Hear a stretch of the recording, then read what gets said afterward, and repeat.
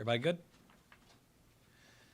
All right, good afternoon, everyone. Since taking office, my administration has been committed to providing access to health care and creating safer communities for all Kentuckians. It has been a priority to ensure those among us that have serious health conditions like cancer or PTSD, that they have access to safe and affordable medical cannabis, and that they are able to access it as soon as possible. For that reason, 2 years ago, I signed an executive order protecting Kentuckians with those medical conditions from fear of prosecution. Then last year, I signed Senate Bill 47 into law, which legalizes medical cannabis in the Commonwealth beginning January 1, really just a couple weeks away. All the medical cannabis in our program will be cultivated, processed, tested, and dispensed by licensed businesses right here in Kentucky. Our system's been set up with two goals. First, to ensure patients get access quickly, that we don't get caught up in court, that those who are suffering are able to secure medical cannabis in the Commonwealth as soon as possible. And second, that the system operates safely. Over the past few weeks, the Office of Medical Cannabis, in partnership with the folks at the Kentucky Lottery Corporation, held the first 2 licensed lotteries for medical cannabis cultivators, processors, and most dispensaries. 62 selectees were drawn, and they're now licensed. Today, we hold our 3rd licensed lottery, this time for cannabis dispensaries in Regions 1 and 2. There will be a total of 12 dispensaries selected today. Each region will have 4 selectees drawn from the counties surrounding, but not including Jefferson and Fayette. Because Jefferson and Fayette are our largest counties, there will be 2 additional selectees that are drawn for just those counties. So 2 each inside of Jefferson and Fayette, and then 4 for each of these regions surrounding those counties. This is a major step forward to ensuring that Kentuckians that are out there that are suffering have access to safe and affordable treatment. First, we'll hear a few words from the Office of Medical Cannabis Executive Director Sam Flynn about the licensing process and the lottery, and then we're going to get to the selection and announce them here today. This has been a long process from when we were first pushing this to now, but proud of the work that the folks in the Office of Medical Cannabis have done, proud of the work that the Kentucky Lottery has done. I'll offer a few more thoughts on that when we announce the winners, but for now, I'll turn it over to Sam. Thanks, sir. As the governor mentioned, my name is Sam Flynn. I'm Executive Director for Kentucky's Office of Medical Cannabis. Today we're here at the Kentucky Lottery Corporation in Louisville, Kentucky, where in a few moments we will conduct Kentucky's Medical Cannabis License Lottery for dispensary applicants in dispensary licensing regions 1 and 2. I want to take a moment to thank the governor for his support and leadership in helping us build this Kentucky medical cannabis program. I also want to thank the governor and our partners in the General Assembly who worked to change the law and move up the time frame so that we can start selecting medical cannabis businesses this year in 2024 rather than in 2025 as we would have done under prior law. As the governor mentioned, before we begin the lottery process, I want to provide some background on today's process and the structure. Because our program is rooted in patient access, it is critical that our medical cannabis business licensing framework ensures that this new industry is stable and sustainable, with an emphasis on small business and provides product growth to meet cardholder demand. For this reason, our initial licensing availability for each business category was 10 Tier 1 cultivator licenses, 4 Tier 2 cultivator licenses, 2 Tier 3 cultivator licenses, and 10 for processors, and 48 for dispensaries. Over the past several weeks, we held 2 licensed lotteries, as the governor mentioned, and we selected 26 cultivators and processors and 36 dispensary licenses through that process. In developing our lottery process, we considered the best practices used in other states and determined this was the most fair and transparent way to build this new exciting industry in the Commonwealth. It should be noted that other states are also adopting this approach. To conduct the lottery, we partnered with the Kentucky Lottery Corporation, an independent third party with undeniable and unmatched experience with random drawing processes. To become eligible for today's lottery, prospective businesses were required to apply to the Office of Medical Cannabis. That application required those applicants to submit documentation and information showing that they are serious about being a responsible medical cannabis licensee in Kentucky. The information and documentation applicants were required to provide included a business history, operation plans, ownership information, business location and site plans, and financial information. Applicants were notified of any deficiencies in their applications and were given one opportunity to cure. If an application was complete and had no deficiencies, they were approved. If the application was deficient, it was denied. Some other applications were denied due to failure to pay, applying in multiple categories, or for other violations of our licensing rules. In total, 4,075 applications were submitted for dispensary licenses. 1,235, or about 40% of that total, were submitted for the 12 licenses in the 2 regions and which we will be drawing for today. Of those, 1,001, or 81% of the applications, were approved to be in today's lottery. 234, or 19% of the applications, were denied. I'll give you a breakdown of those numbers. In the Bluegrass region, that's Region 1, 293 applications were received. 276 are in today's lottery. 17 were denied, and that is excluding Fayette County. In Fayette County itself, 315 applications, 241 are in, 74 were denied. In the Kentuckiana region, that's Region 2, excluding Jefferson County, 143 applications, 129 are in, 14 were denied. For Jefferson County, 484 applications, 355 are in, 129 were denied. I'll note that only 212 of the 1,235 applications were initially correct and did not need to be cured, meaning 789 applicants received their deficiency notifications and were able to correct those deficiencies. Because the number of eligible applicants exceeds the number of licenses available, we will be holding lotteries in each of those 2 regions and for Jefferson and Fayette counties, as the governor mentioned. I want to congratulate those applicants who were notified of their eligibility for today's lotteries. As we noted, this is the most fair and transparent way of selecting those applicants who were able to submit complete applications and followed our rules. Now to the lotteries today.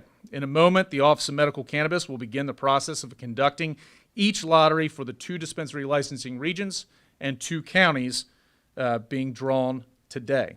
To do so, the office will provide an identified CSV and a hard copy file of the eligible applicants for each category to a representative from the Office of Legal Services for the Cabinet for Health and Family Services. Those files contain the name of the applicant, its county and city location, and a unique numerical identifier. The Office of Legal Services will then provide a de-identified version of the CSV and hard copy file to Rachel Herod, Manager of Security for the Kentucky Lottery Corporation. The file is de-identified for security purposes. The de-identified version of the file will redact the applicant's name, location, and unique identifier so that no one at the Lottery Corporation knows who is being selected at the draw time. At this point, the Lottery Corporation is in charge of the random drawing process. Throughout this process, both the Lottery Corporation and the Office of Medical Cannabis will maintain a chain of custody to record the possession and transfer of these files. Terry Sebastian, Director of Communications and Public Relations at the Lottery Corporation, will narrate exactly what is taking place while the Lottery Corporation is conducting the process, and I will provide additional commentary throughout. After each of these lotteries has taken place, the Lottery Corporation will return the de-identified files indicating those numbers that were selected in the lottery to the Office of Legal Services, who will then re-identify the files, indicating on the identified list those applicants corresponding to the numbers selected. The identified files with the selectees indicated will be provided to myself. We will verify the selectees and upload them to your screen and announce them. This entire process will be filmed for your viewing, and at this time I will turn it over to Terry and we will begin the lottery process. Thanks, Terry. Good afternoon. Thanks, Sam. Welcome back to the Kentucky Lottery. We want to thank Governor Beshear and his administration to help build and implement Kentucky's medical cannabis program. Now, the governor asked the Kentucky Lottery to hold these drawings for our draw integrity. And these drawings are what we do on a daily basis, each and every day, 365 days a year. And today, you will see the same draw process that you saw during the October 28th and November 25th drawings for the medical cannabis. In the draw studio today are 3 longtime employees who will be conducting the drawings. Ingram Quick, Vice President of Internal Audit, Beth Wheeler, Security Draw Manager, and joining us today, Rachel Herod, Manager of Corporate Security. Sam and I will give step-by-step information as the draws occur, like we did in the October 28th and November 25th drawings. So with that being said, I will turn it back over to Sam Flynn, Office of Medical Cannabis, to start the file transfer. Thank you. Thank you, Terry. At this point, my office will begin the process of transferring over the identified files of the eligible applicants for each category to the Office of Legal Services. As you can see, Deputy Executive Director Scotty McFarland is currently and signed over custody of those hard copy files to Blake Vogt, Deputy Counsel for the Office of Legal Services. The files contain, again, the name of the applicant, its county and city location, and unique numerical identifier. The file is numbered 1 through however many applicants are going to be in the drawing. Applicants are listed in a random order set by the cabinet so that no one knows which applicant is associated with which number in the file. Blake will provide a copy of the de-identified version of the records to the from the Office of Legal Services, and he'll sign those over through a chain of custody document to the Manager of Security for the Lottery Corporation, who I believe is receiving that now. And it's important to note that the file is de-identified again for security purposes so that no one at the Lottery Corporation or anywhere else knows which applicant is associated with each number. The de-identified version of the file will redact, again, the applicant's name, location, and unique identifier so that no one here knows who's being selected. And it appears that the chain of custody document is being signed and is being transferred over to the Lottery Corporation. At this point, the Lottery Corporation is in charge of the random drawing process. So what you'll see now is our Manager of Corporate Security, Rachel Herod. She is taking in the document to our draw studio, where Ingram Quick and Beth Wheeler, who will be conducting the draws today, are going through the information. Once they have reviewed the information, they will select one of the 2 draw machines you see there on the right. They choose these by rolling a die. Even or odd will choose which machine. These machines are locked. They will break the seal on the machines. Once they do that, they will log in their security credentials, and then they will start the first drawing for Dispensary Region 1 or Bluegrass. So while we're waiting on that, Sam, why don't you talk a little bit about the Kentuckiana and Bluegrass regions? Sure. So the Kentuckiana and Bluegrass regions are 2 of the regions that have our largest population centers. So Region 1 is the Bluegrass region, contains Fayette County, Lexington area, and a lot of large population counties surrounding it. The Kentuckiana region is that Louisville and Collier counties region that we're currently in at the moment. So the Louisville region, obviously our largest city and largest population center. Also the area where we received the most applicants. Those 2 regions received about 40% of the dispensary applications in total, a little over 1,200 applications there. Now, because we are focused on access, we have dispensary licensing regions. Each region gets 4, but these 2 regions are a little special because of those large populations. So Jefferson County and Fayette County will get 2 dispensaries, and again, that's due in large part because of the population. And then those counties that surround Jefferson County and Fayette County will each get 4. So we'll have a total of 4 draws today. 12 licenses will be issued for that. We're really, really excited about the numbers that we saw today as well. Really great approval rate throughout these counties. I think 85% in total for the Bluegrass region. A little bit lower in Kentucky, and about 77% got in there. Fayette County had a very high number, about 315 applications in total, and then really, really large numbers, which shouldn't be surprising, of applications ultimately in Jefferson County with 484. The best numbers in terms of sort of our pass rate was in those counties surrounding Bluegrass, and that's just for today. I'm not referring to any of our past drawings, but they had about a 94% pass rate in those counties, about 276 in there. So again, very, very excited, very high pass rate. Also very excited about the number of folks that were able to correct their applications and ultimately were successful in curing. One of the things that we were looking toward doing when we built the program and designed our cure period was giving people really an opportunity, because we're all doing this together for the first time, giving them an opportunity to correct any slight mistakes that they may have had in their applications. And we're really, really happy that many of them ultimately did. In fact, the vast majority of them did. And it looks like they're pulling up the numbers now for Region 1. That's the Bluegrass region. And this is the county surrounding Fayette County. And the numbers for that region are 17, 91, 76, and 227. And I'll read that again. It's 17, 91, 76, and 227. So our draw team now will certify those results. They will both sign off on that drawing. They will set it aside. And they will then begin the drawing, our second drawing for the day, which is for Fayette County.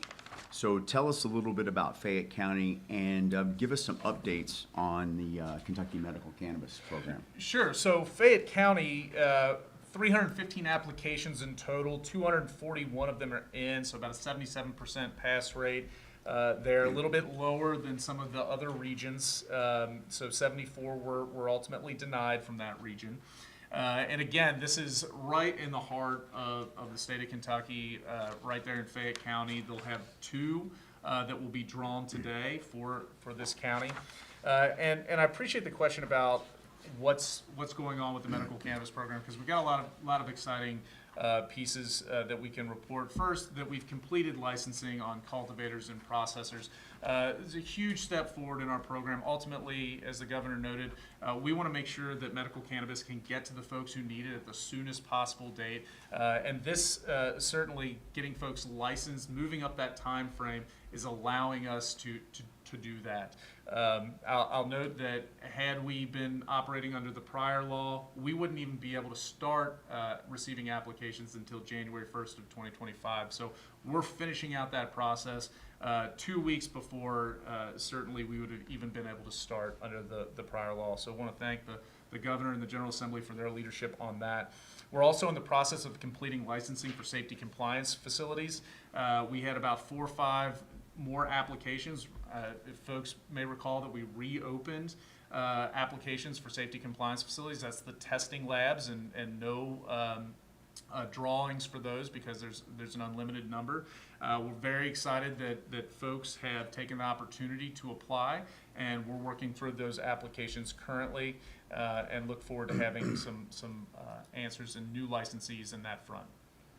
The two numbers for Fayette County are 66 and 198. And I'll say that again, 66 and 198. So Beth and Ingram, they will sign off on this draw and verify it. They will set those aside, and then they will start the next drawing, which is our third draw for Dispensary Region 2, which is the Kentuckiana.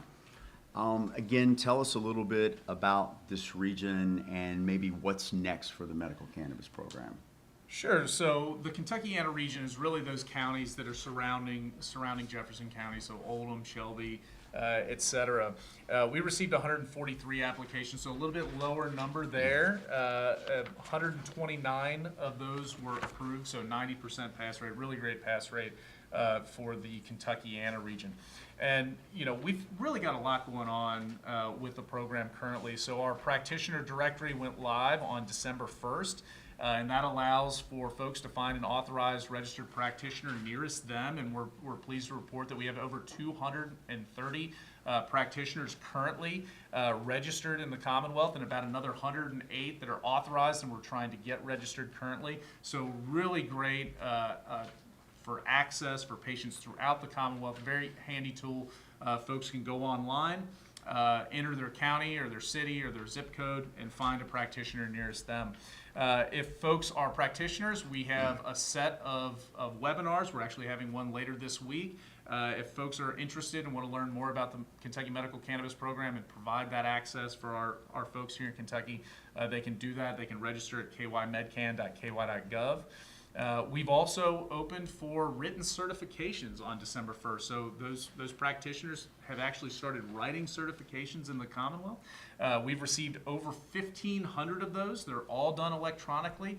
So a lot of great interest throughout the Commonwealth, and that's been done just in the first 15 days. So just under 100 Kentuckians are getting their written certification each day. So a lot of excitement around the program as we move towards that January 1st launch date. And it's hard to believe that it's already here. And we're very excited about that. And as we move forward, we know that folks are going to have questions. And it looks like we've got our numbers for the Kentuckiana region, Terry. The numbers for Kentuckiana, that's Region 2, are 70, 62, 14, and 40. I'll say that again, 70, 62, 14, and 40. So now Beth and Ingram will verify those results. They will sign those. They will set them off to the side. And I will ask them to start the final drawing for today, which is Jefferson County. And so while we wait for Jefferson County, Sam, talk a little bit about how folks can become cardholders. Sure. So as I mentioned, folks are starting to get those written certifications from their physician or APRN who's authorized and registered to write those in the Commonwealth. They're all done electronically. Folks can go to their physician or APRN if they're registered and authorized, get that written certification on January 1st or thereafter, apply for a medical cannabis card. They need that written certification. That's the first piece. They'll need a notarized signature page, very important. They cannot have a disqualifying felony offense, and all the information on disqualifying felony offenses is available at kymedcan.ky.gov in our resources page, so folks can go there if they have any questions about that. Folks will need to pay a $25 application fee, and the card is good for 1 year. No folks will have lots of questions. Our website is a great resource. We're also starting our patient outreach. We're going to have one webinar per month starting in January. I think it's January 15th. Over 2,000 people have already signed up for that. We certainly encourage people that are interested to go sign up for the webinar, learn more about the program. We're really excited about actually speaking with the patients, folks that have questions about how they get their card, how they access our portal, and we're there to walk them through the steps. We'll also be launching on January 1st a call center, so if folks have any questions whatsoever, they can call in, get a live person on the phone who will walk them through the process from beginning to end on how to become a medical cannabis card holder in Kentucky. Very, very excited about that. And you know, with this, and it looks like our numbers are up for Jefferson County, and the numbers are 302 and 140. And I'll say that again, it's 302 and 140. So with those, our draw team will sign off on the last drawing for Jefferson County. Our draw team will now begin to close out the draw process. And what you will see as them handing over the numbers, and our manager of corporate security, Rachel Herod, she will sign a chain of custody. She will deliver those numbers to the Cabinet for Health and Family Services here very shortly, and she will sign a chain of custody document as she hands it over to the Cabinet. Once this is complete, this closes out the Kentucky Lottery's portion of the December 16th medical cannabis drawings for dispensary regions 1 and 2 in Jefferson and Fayette counties. So I will turn it over to you, Sam, for the state to take it from here. Thank you so much. So as you mentioned, the de-identified results are back in the custody of the Cabinet for Health and Family Services. Blake Fote, the Deputy Executive Director, is currently re-identifying those results. And once he has completed that process, which shouldn't take too long, he will sign over custody to the Office of Medical Cannabis. The file he's about to turn over will again re-identify the list of selectees with their number, their application number, their business name, county, and city. And it looks like he is signing those over currently. And the folks in the Office of Medical Cannabis, Scotty McFarland, who is our Deputy Executive Director, and Malaya Rivers, will validate those results, make sure that everything is correct. And once they provide those to me, I will return them to the Lottery Corporation lobby, where the governor and I will announce the results. And I should have that in one moment. I did want to take a brief moment first to thank the Lottery Corporation for all of their assistance in this process. It's been about 8 or 9 months now that we've been working together, and a lot goes into putting on these kinds of processes, certainly intergovernmental cooperation, and we really appreciate the assistance. This is certainly a model for other states and something that we're very, very proud of, and we certainly hear a lot of good things from executive directors in other states about this process and about the Lottery Corporation generally. Also want to take an opportunity to talk about my team a little bit. The folks that have truly built this medical cannabis program, laser focused on ensuring that patients have access at the soonest possible date. These folks worked nights, they worked weekends, they worked holidays to ensure that the 4,998 applications that we received were processed in a timely and thorough way, multiple layers of review to make sure that we were getting this right. A year ago, we had a staff of 3 people. No organizational structure, no budget, no regulations had been filed yet, no IT systems in place. Today, all of those pieces are in place. We're moving forward towards January 1st, truly when medical cannabis is lawful to possess in the Commonwealth, and when people can start applying for their medical cannabis card. So we're again, and I know I've said this multiple times, but we're very excited about where we are as a program, where we are as a state, and certainly we will be working with businesses, and that's really the next step in this process, is working with the businesses who have been selected to get them up and operational at the soonest possible date. And to do that, we'll be having a new business licensee orientation, and we'll be working hand in glove with each of the new licensees to make sure that they're following all the rules. Because as the governor has noted, we want to make sure that this is done securely, that it's done safely, that it's done right in all of our communities. And with that, I think we have the results, and I will take that.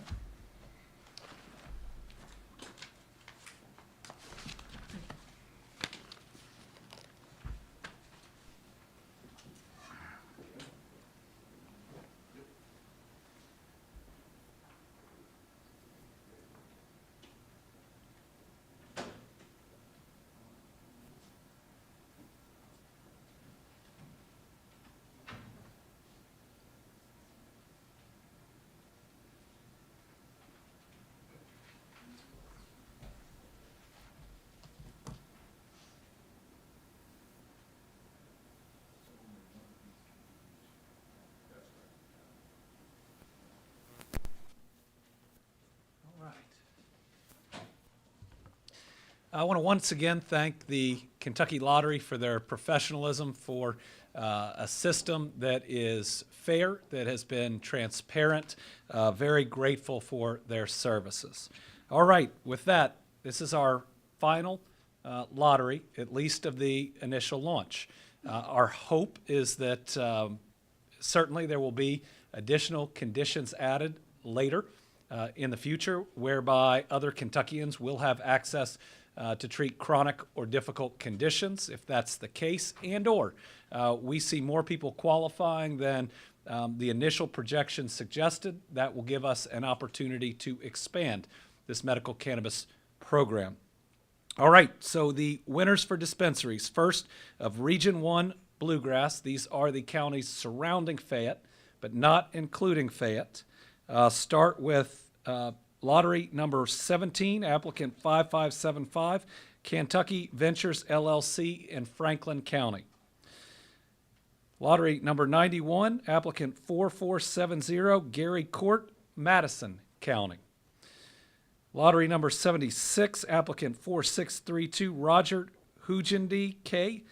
In Madison County. Remember, only one will be able to go in any individual county. So if I read Madison twice, it means that the second one will have to go to a different county in that region.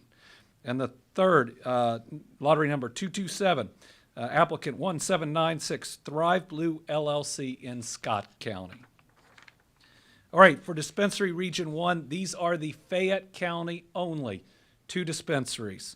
Lottery number 66, applicant 3887, DHK KY LLC.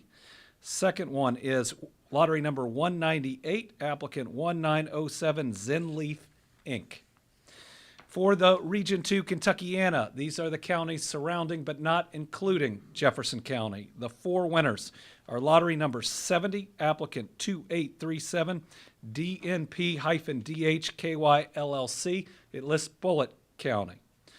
Lottery number 62, applicant 2870, Kentucky Pristine Vistas LLC. Also lists Bullitt County, will not be able to be in Bullitt County. We'll have to select another surrounding county. Lottery number 14, applicant 4416, DJSKY LLC in Shelby County. And the last one, which also lists Bullitt County, which will also have to be in a different county, is lottery number 40, number 2963, Pinnacle Path LLC. All right, and finally, for Region 2 Kentuckiana, Jefferson County only, lottery number 302, applicant 1753, Chungwoo Kim LLC. And number 140, applicant 4096, Upward Innovations. Those are our final winners in the lottery. I'll turn it over to Sam Flynn to provide some final comments, and then we'll take some questions. But I want to thank him for his leadership. I'm sure in the questions we'll be able to talk about this process and how we have learned from other processes around the country, and how I believe that the process that we have followed ultimately has put the patient first and will get them the medicine, the product they need faster than just about in any other state, given how our legal framework was set up. Sam? Thank you, Governor. And I'd like to thank the Governor again, and the Office of the Governor, Secretary Friedlander, and all the members of Team Kentucky who made the lottery possible today. For our selectees, you'll be receiving an email notification in the next 24 hours confirming that you have been approved to receive a medical cannabis business license in the category and in the location for which you have been selected. You'll be prompted to submit your licensing fee prior to receiving your license.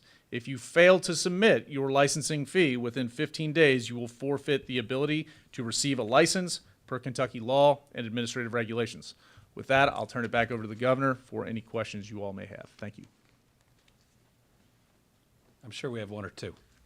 Governor, what's the process going to look like for those counties that have duplicate Yeah. awardees? So for any county that has duplicate awardees, the first one drawn goes to that county. So we had 3 in Bullitt County.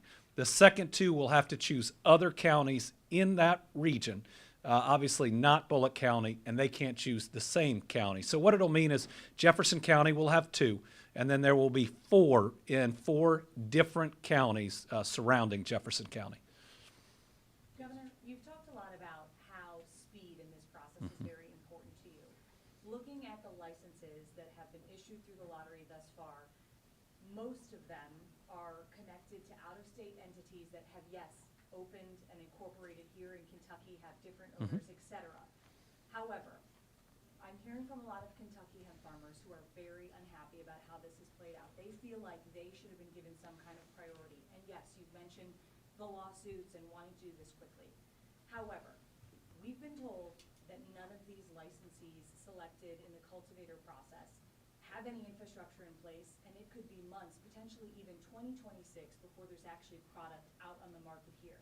Is there any thought to issuing any type of emergency license to people who are proven, that have the infrastructure, that are already growing here in the state, so people can get the medication they need sooner? So as we look at what has caused delays in other states, it's not those issues. What we have seen in other states are lawsuits when states have tried to favor only in-state companies that have not run a lottery like this. There's been at least one state that has been enjoined for over 2 years that they have their legislation in place, but for 2 full years, they can't even run the end of the selection process or the rest. For us, it was about putting the patient first. And we had to make a decision. You know, do we put the patient first? And if so, we design a system that will have the fewest likely successful challenges on the lawsuit side, or do we put other groups first? So certainly to get this up and running, I wanted to put the veterans suffering from PTSD first. Now, as we move into the future, once we have the program up and running, we may try to see if, for instance, when we expand cultivators, which I think we'll need to, if we can try to help those Kentucky hemp farmers, because if we do, and if we're enjoined by a court, then we still have a supply that is already here. But the way the law was set up, being able to bring in the saplings or the plants to help grow it out, I think that there was some foresight and forethought in how to do that, and that this way we'll have product on the shelf significantly earlier than a system that would have been challenged, and we've seen it challenged in virtually every other state. We believe that this is the furthest in the process that we've seen virtually any state go without a lawsuit at all, and without a successful lawsuit to at least delay it. Governor, would you welcome a full audit of the process and all the applicants involved? We're talking about nearly Sure, you can watch it. We've been fully transparent. The question is, if you have the laws on the books and everybody's seen them and everybody has approved the regulations ahead of time, and you use a group like the Kentucky Lottery Corporation, and you televise the whole thing, the question is, what is there to ultimately audit when the transparency and the rules were there in the very beginning? Is there a possibility that some of these LLCs are connected in some way that you can dig into the finances? Well, what we've done is we've dug into each one to see if they've satisfied the rules that were set up ahead of time, and they have. So if we change the rules late in the game, then you get the lawsuits, the delay, and the patients don't get the product that they need. Governor, are there any concerns, and this was brought up to us Yeah. in the first round, of businesses that have backed several of these dispensaries? Are there concerns that might be the case with this 14 drawn today? We'll see. I mean, what I think you've seen are companies that may provide management services, but they've been clear, and we've been able to look at the documentation, that they do not own these companies. So again, each of these companies are owned by separate individuals. Now, who they contract with to ultimately bring their services to Kentucky and what type of expertise those companies may have is a little bit different of a question. But what we have seen is that we believe everybody who's licensed has met all of the rules that were set up ahead of time. Now, if we look at future expansions and we look at which of those rules we may want to change a little bit or what we may want to add, then that's fair. And we do that ahead of time to make sure that we are ready for any challenges that come. But I want to be very clear that we set up this process with the patient in mind, believing that they should be able to get their medical cannabis as quickly as they can. And while I get the criticisms, because, you know, Kentucky companies that exist want to be a part of this, there's a lot of excitement about it, even though the market is going to be a lot smaller than people are thinking right now. Our goal had to be to learn from all the other states, from the successful challenges or the delays that they've been there, and then try to implement the system that ultimately provides medical cannabis to those that qualify first and do so safely. Now, remember, there are all the safeguards in the background. We've created a whole office that oversees this. They have inspectors that are going to be out there. So each of these are now a Kentucky company that has to operate here. Their employees are going to be here. Their cultivation is going to be here. The dispensaries are going to be here. The processing is going to be here. So these are new Kentucky companies that are going to have plenty of regulators and inspectors to make sure they're doing it right. Are there concerns over a change of ownership down the road with some of these licenses being sold? I believe that there are legal means to ultimately change the ownership. Again, that was within the law and within the regulations ahead of time. You mentioned the size of the market, Governor, and that you think Yeah. it's going to be smaller than some people are anticipating. To start. To start. Some of these groups that a lot of us have reported on, such as Dark Horse Cannabis out of Arkansas and a parent company called Arcana, we have obtained investment documents that flat out say that they have a cultivator license, they have a processor license, they were anticipating getting dispensary licenses, and that their goal is to control a significant part of this market to drive up profits for their shareholders. They're a business, understandable, but we're talking about medication and people. So what would your message be to those companies that in their own documentation have talked about this? Well, the companies don't have ownership of these specific But they're Kentucky. claiming that they do. Well, either they're wrong, or a false ultimate application was submitted. Now, we think they've come out with a statement since. Sam? Thank you, Governor. I'm familiar with the documentation that you say that you've looked at. That documentation specifically spells out that they have acquired management services agreements and contracts with these businesses. They have clarified that they do not own any of these licensees. So just want to be very clear, they do not own any of these licensees. These are management agreements, just like any kind of professional service agreement that a business may have with a law firm, a consulting firm, or what have you. Governor, you say the product needs to be grown in Kentucky. Is there any product currently being grown? Well, there's an ability to bring in, is saplings the right? Seedlings. There's an ability to bring in seedlings, which is going to help it to be grown faster in Kentucky. Certainly, our cultivators have now been licensed for, about a month? And I know are working as quickly as they can towards that. And there's at least one cultivator that was Kentucky-based before any and all of this. I was actually talking to one of their relatives today, and they are working as hard and as fast as they can to get this ready for market. Basically, originally, if you remember, none of this was going to be allowed until January 1st. We were going to be here on January 1st, just figuring out who'd have the opportunity to do it. Actually, the applications could only be taken on January 1st. So we got it moved back about 6 months, and that's given us a big head start. But certainly it's going to take a little bit of time to ultimately get the dispensaries open and to get that product there. Governor, on the note of speed to patient, you've talked a lot about wanting to be able to have it available as quickly as possible. What is the reality of it actually being available to patients on January 1st? And additionally, you mentioned that you suspect that we'll see more need for cultivators and Yeah. other pieces along the line. What will determine if we do take those steps to get more licenses? So the executive order will remain in effect that ultimately protects people from prosecution that have one of these conditions and ultimately now have to go to another state to get it, like they are right now, until these dispensaries come online. So we'll leave those protections in place so individuals are able to get the help they need. I think that there are two things that could lead to an expansion of these programs. Number one is that more people qualify and sign up, and we're able to track that right now than initial projections, which are based on other states. But the second one, and one that I would really like to see, is an expansion of the conditions for which you qualify for being able to use medical marijuana. There are a number of conditions that are excluded in Kentucky that are included in other states, where I think a lot of people could get relief. And if we're able to do that, and if we're able to do another round, then we can really look at hopefully figuring out a way for more Kentucky companies to be involved and not risking the speed to ultimately getting to the patients that we started out this whole process laser focused on. Governor? Yeah.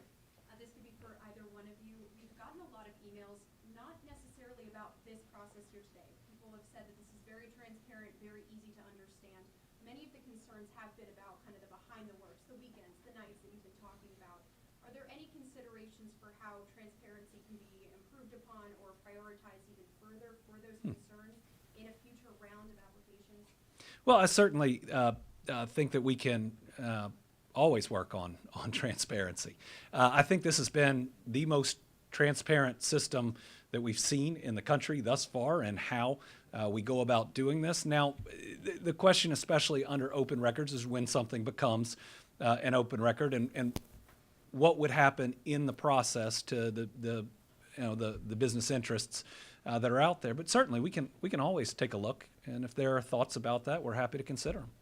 Is there anything that you had identified in your work with doing this that maybe, like he was talking about, maybe auditing to prevent people from having this concern in the first place, to allow people to maybe monitor throughout? Is that? So the only, I guess the criticism that's been brought up is about the idea that a management company could potentially team with and or ultimately contract with a number of different owners. Now, you could say that's problematic. You could also say that they bring significant experience that may get this to the market and get it faster. You'd have to look at a system that was comprised totally of people that hadn't been a part of a medical marijuana system before and wonder exactly what that would create. I just know that when we put all this together, the goal was for everybody to see exactly how the process would work, to have set rules that folks met, and to make sure that we weren't held up a year, 2 years, or 3 years. And in each of those other states, or let me say in many of those other states, that had some provisions in place that understandably some Kentucky companies are now talking about, they were enjoined by the courts for significant periods of time. Some of them are still going through it. And if we had to decide in the beginning, I wanted that veteran suffering from PTSD to get the help they need. All right, one more. It's December 16th. Yeah. I hate to keep bringing up the timeline, but it seems like, we're pretty close to January 1st right now. What realistically, when do you think Kentucky patients can get access to Kentucky product? Let us check with the cultivators and others. They've been going through the licensing process. There's still the inspection process. Even if you think about a dispensary, there's going to be an inspection process before it opens, because our commitment was to do this safely and to set up a system that will operate safely. So it's my hope that we'll see it in Q1 of next year, product on the shelf, but we're going to make sure, given the executive order is still in place, and now people can go to Ohio, especially pretty easily, which was a little more complicated before, and people were going to other states, just making sure we get it right, and that each and every one of these facilities, when they open, is legitimate, has been inspected, that we know that they're going to do this right, and that they know that we are actively monitoring their operations. All right, thank you all very much. How long do these businesses have to relocate if they're in the same, county? Okay, let's answer that. Yep, thank you for the question. So the question was how long they have to relocate. That's actually provided in guidance. There's a guidance document that's provided in the resources at kymedcan.ky.gov on the businesses page. It's from June 28th. It'll walk you through every single thing you have to know about how the businesses, and in that instance, if multiple dispensaries are selected for one county, the first one gets to stay. The remainder have to move to another jurisdiction. With respect to changing locations, the process for that, we have a form on our website. There are regulatory requirements for how a business will change its location. They'll submit that. They'll submit that form to us. We'll review it through our process. If they meet all the regulatory requirements, we will approve them. We will change their license to reflect the new location. And sometimes they're reaching out to us directly so that they can speak with the local jurisdiction, make sure the local jurisdiction is on board with them being there. So we're really working hand in glove with all of the licensees, many of which are going to have to move their locations, and certainly we're going to help them with that process. So it could be All right. next year. Thank you all very much.